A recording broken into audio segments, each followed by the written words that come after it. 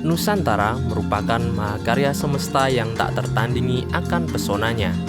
Negeri ini mampu memikat dengan kekayaan ragam kehidupan masyarakatnya, keindahan alam yang menyejukkan mata, dan budaya yang terukir di setiap sudutnya. Perjalanan ini akan mengawali langkah menapaki keajaiban yang tak pernah usai dalam Jejak Pesona.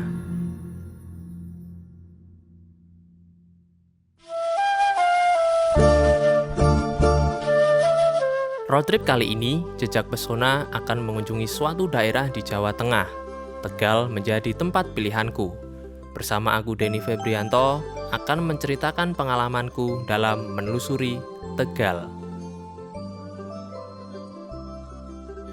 Tegal merupakan daerah di Provinsi Jawa Tengah yang memiliki pesona yang begitu beragam. Secara administratif, Tegal terbagi menjadi dua, yaitu Kota Tegal dan Kabupaten Tegal. Dengan wilayah yang membentang dari daerah pesisir pantai utara hingga daerah pegunungan di kaki Gunung Slamet. Tegal berasal dari kata Tetegal yang memiliki arti tanah subur pertanian. Nama tersebut diberikan oleh tokoh Ki Gede Sebayu yang merupakan pendiri telatah Tegal. Namun ada juga yang percaya bahwa Tegal berasal dari kata Tetegual yang diberikan oleh Tommy Pires yang merupakan pedagang asal Portugis yang singgah di Pelabuhan Tegal. Di balik hiruk-pikuk kehidupan masyarakat Tegal, tersimpan ketenangan dalam keasrian alam yang masih terjaga. Tak hanya itu, di tengah kemajuan yang terus melaju, tersimpan kebudayaan yang masih dijunjung tinggi. Tegal akan menjadi cerita yang penuh makna dalam Jejak Pesona, episode Menyapa Tegal.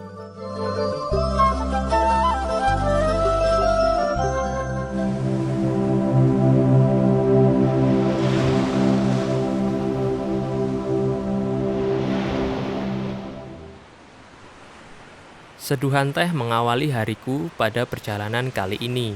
Secangkir teh melati mengandung kehangatan bagi setiap penikmatnya. Teh melati bukan hanya sekedar hidangan, melainkan sebuah tradisi budaya Tegal. Tradisi moci yaitu tradisi minum teh poci bersama di Tegal, yang mana teh melati akan disuguhkan dari sebuah poci yang terbuat dari tanah liat. Bagi masyarakat Tegal, teh menjadi bagian dari kehidupan sehari-hari mereka.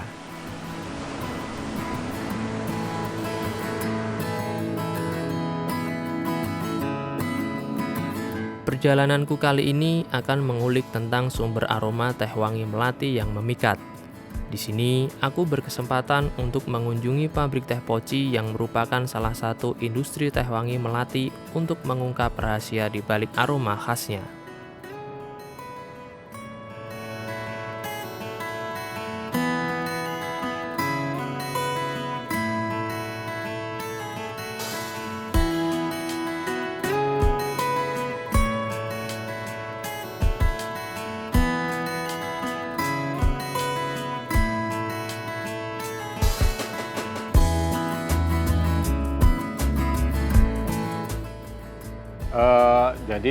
Pabrik teh poci ini adalah merupakan sebuah perusahaan teh wangi yang terbesar se-Nusantara. Jadi di sini untuk proses pewangian sendiri itu mulai awal dari teh hijau. Teh hijau itu dari kebun teh hijau awalnya ya, dari sana nanti kita ke pengeringan pertama. Pengeringan pertama. Betul. Pengeringan pertama itu nanti hasilnya adalah kita sebut cocui biasanya. Cocui. Ya, oh, betul. Ya, cocui. Jadi setelah kita cocui, nanti kita ada proses pembaceman. Proses pembaceman. Proses Betul. pembaceman itu seperti apa, Pak? Kalau proses pembaceman itu proses saat teh itu dicampur dengan air. Oh, baik. Ya, maksudnya di situ pembaceman karena teh itu bersifat eksotem. Oh. Jadi saat pembaceman itu teh itu mengeluarkan hawa panas. Nah, setelah proses pembaceman nanti ada proses pewangian, Pak. Ya, proses pewangian itu adalah proses pencampuran antara bunga melati dan bunga gambir dengan teh, itu, Pak. Jadi proses pewangiannya itu biasanya untuk pencampuran antara melati dan gambir. Itu biar aromanya semakin harum dan itu asli dari bunga melati Asli Pak ya? Bapak, betul. Jadi memang khas banget Pak ya kalau Iya. teh poci dari Tegal itu ya. Iya, pasti khas banget. Pasti khas banget. Iya. Apalagi Wangi banget. wangi dengan apa wanginya bunga apa Kak? Melati apa tadi? Melati gunung sama Melati melati pantai. Itu harumnya ada perbedaan atau sama saja Pak? Sebenarnya sama aja Pak, Bisa. sama aja. Cuma biasanya kalau misalnya musim hujan itu bunga melati gunung itu lebih banyak produksinya. Oh ya. Kalau musim kemarau melati pantai yang banyak Ya, produksinya, gitu, Pak, ya. betul. Nah, setelah sampai paginya itu baru kita ke pengeringan 2. Pengeringan 2. Betul. 2 kali pengeringan Pak Betul ya. Pak. Nah itu nanti ada proses pengeringan di situ, finishnya jadi produk teh wangi, siap dikemas. Siap dikemas Pak ya. Betul. Terus itu dikirim di mana saja Pak untuk produk dari teh poci di sini Pak? Kalau pengiriman ke seluruh Indonesia Seluruh Pak. Indonesia Betul. Pak ya. Iya.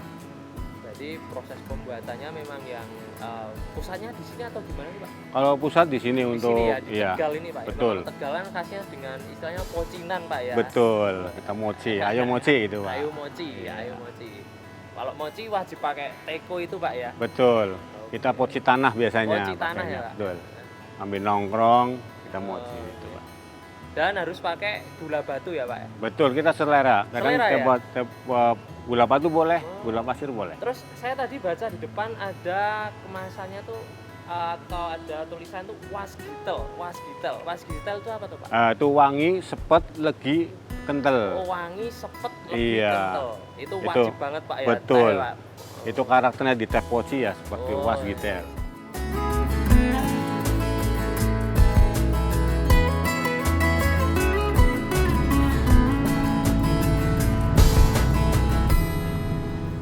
Slawi yang merupakan daerah di Kabupaten Tegal menjadi daerah penghasil teh wangi melati terbesar se-Nusantara. Hal ini dikarenakan sumber pemasok kuncup melati tumbuh di kawasan pantai utara dan daerah pegunungan Tegal. Melati tersebut akan diolah dengan cermat untuk menciptakan teh wangi melati yang memiliki aroma dan cita rasa istimewa, menjadikannya pilihan favorit banyak pecinta teh. Bunga melati hanya mampu bertahan selama semalam, sehingga jika diekspor keluar daerah menjadi layu dan tidak bisa diolah. Teh poci menjadi produk teh yang tersohor, kualitas yang disajikannya tidak diragukan lagi. Mendiang Bapak Sugiharto Sosrojoyo menciptakan teh poci bermula dari budaya moci dari daerah Tegal dan sekitarnya. Budaya yang diturunkan oleh nenek moyang ini menjadi cikal bakal terciptanya teh poci. Tradisi moci tak akan lepas dari teh wangi melati. Teh wangi melati menjadi rasa dan aroma yang melekat bagi masyarakat Tegal.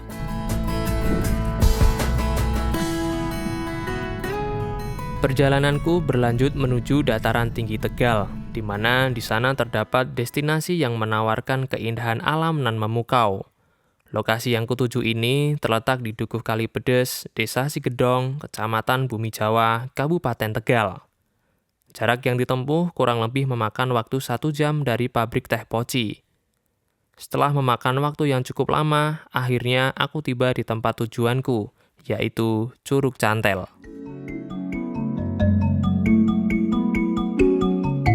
Nah, untuk menuju ke lokasi curugnya, kita harus trekking dengan waktu kurang lebih 5-7 menit. Aku udah ganti celana dan pakai sandal karena siap buat trekking. Di sini kita akan diajak berpetualang dengan medan perjalanan yang lumayan sulit. Untuk menuju bagian bawah air terjun, butuh trekking dengan melewati sungai dan medan bebatuan. Untuk menuju bawah, kalian perlu lebih berhati-hati lagi karena jalanan di sini cenderung licin. Meski medannya lumayan terjal, namun sangat sesuai bagi yang suka berpetualang. Setelah perjalanan yang cukup menantang, akhirnya aku sampai dan bertemu dengan tujuanku. Aliran air yang mulai membasahi tubuhku seolah memberiku tanda ia menyapaku dengan hangat. Daya tarik Curug Cantel memang sudah tak diragukan lagi. Adapun pemandangan curug kian memukau dengan banyak ditumbuhi lumut dan tanaman merambat. Di balik keindahan yang mempesona, Curug Cantel memiliki mitos di dalamnya. Konon katanya jika ada pasangan yang membasuh wajah atau berwudu di curug ini, maka suatu saat mereka akan berjodoh selamanya. Sedangkan untuk yang belum memiliki pasangan, maka akan dipertemukan jodohnya. Mitos tersebut tidak lepas dengan nama dari Curug Cantel, yang mana cantel dalam bahasa Jawa artinya diikat atau dirangkul. Alam tak hanya menyimpan keindahannya, namun alam juga menyimpan kisah di dalamnya.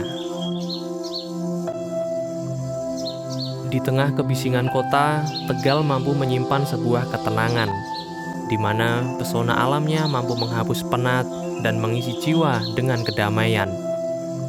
Perjalananku hari ini ditutup dengan kedamaian pesona Curug Cantel.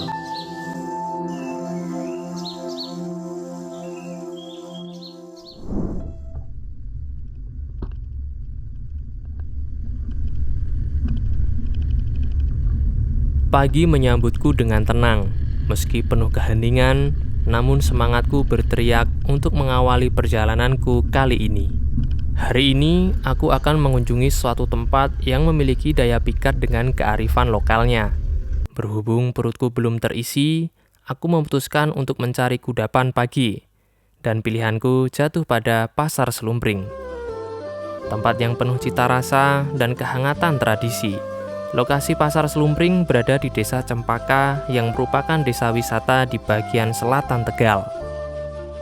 Pasar Slumpring merupakan bentuk surga kuliner tradisional di Tegal. Keunikan Pasar Slumpring terdapat pada penggunaan koin bambu sebagai sistem transaksi jual beli di sini. Di tengah zaman yang semakin modern, Pasar Slumpring menghadirkan pengalaman kembali ke zaman dulu dengan sistem transaksi yang unik.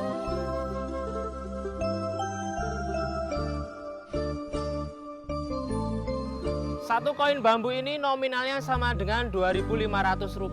Jadi sebelum kalian bertransaksi, kalian bisa menukarkan uang kalian di loket masuk tadi. Aku mau cobain nasi jagung dan beli es kuwut di Pasar Slumpring. Pasar Slumpring menyajikan beragam kuliner tradisional yang menggoda selera. Menikmati hidangan tradisional di tengah rimbunnya hutan bambu menjadikan salah satu kenikmatan yang tiada tara. Suasana rindangnya bambu dan udara yang sejuk memperkuat rasa nostalgia. Tentunya Pasar Slumpring tidak hanya tentang kuliner tradisional saja. Pasar Slumpring menjadi salah satu wadah pelestarian kebudayaan Tegal. Kali ini aku sedang menyaksikan pertunjukan tari lodong. Penampilan tari lodong berhasil memukau pandanganku. Setiap gerakannya menyimpan makna yang tersirat di dalamnya. Tari lodong merupakan tari tradisional khas Tegal, khususnya Desa Cempaka. Tari ini menceritakan masyarakat Desa Cempaka di masa lampau, ketika berupaya mengambil air bersih untuk keperluan rumah tangga di sumber mata air Desa Cempaka, yaitu Tuk Mudal.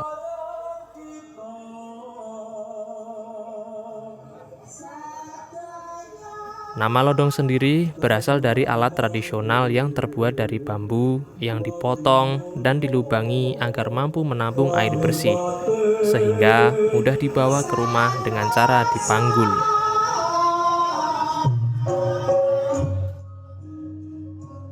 Tari lodong menjadi permata budaya dari Desa Cempaka.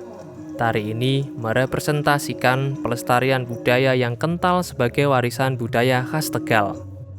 Setiap gerakannya menyisipkan nilai-nilai luhur yang menggambarkan tentang kenangan kehidupan masa lampau yang tak terlupakan.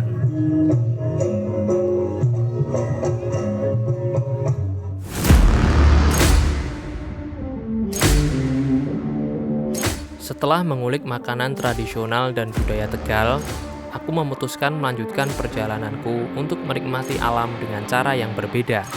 Sekarang waktunya aku akan mencoba menguji adrenalinku.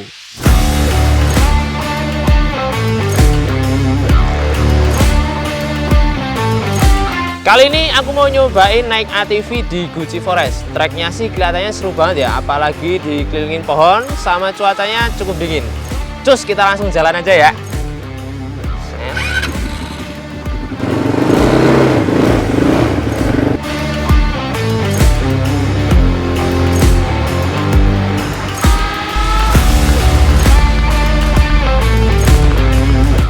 menawarkan lintasan jalur di antara rimbunan hutan pinus, memberikan sensasi yang damai namun penuh dengan tantangan.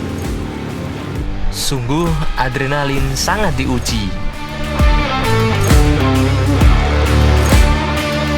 Mengendarai ATV ini bukan sekedar perjalanan melawan rintangan alam. Setiap genangan lumpur, tanjakan curam, dan jalan berbatu menjadi tantangan yang harus ditaklukkan. Inilah esensi keberanian dalam sebuah perjalanan di tengah indahnya Nusantara.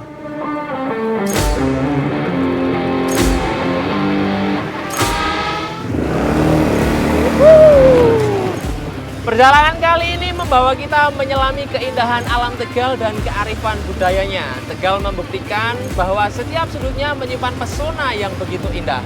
Sampai jumpa di jejak pesona selanjutnya. Teruslah menjelajah, mengabadikan dan mencintai Nusantara.